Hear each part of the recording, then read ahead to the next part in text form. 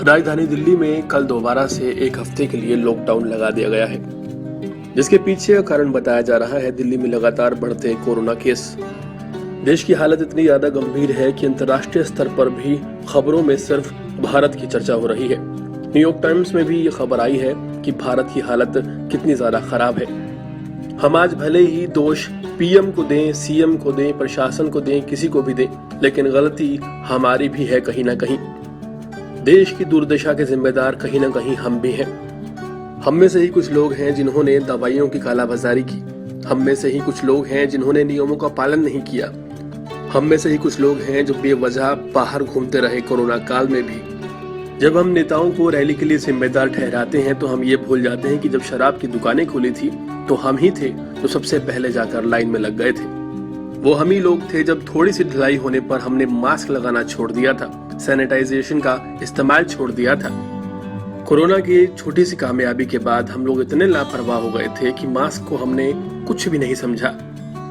और इसका जीता जागता एग्जाम्पल आपको पिछले रविवार संडे को दिल्ली के दरियागंज में देखने को मिला, जब आभा नाम की इस युवती ने धज्जियां उड़ाई थी, ना सिर्फ कानून की बल्कि हर उस कोरोना वॉरियर की जो किसी तरह चाहता था कि ये बीमारी ना फैले।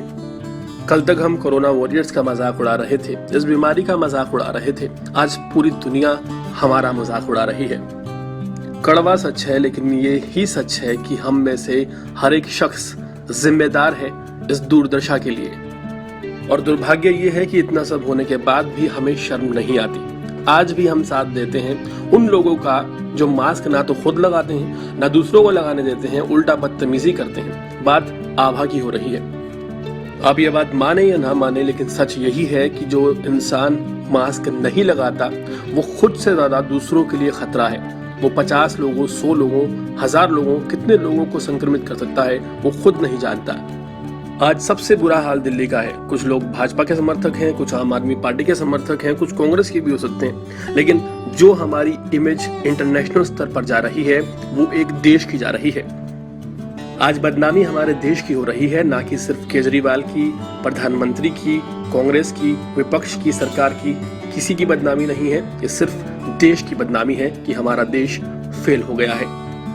ऐसे में हर वो शख्स जिम्मेदार है जो आभा जैसे लोगों का साथ दे रहा है। कुछ लोग कह रहे हैं कि आभा को बेल मिल चुकी है।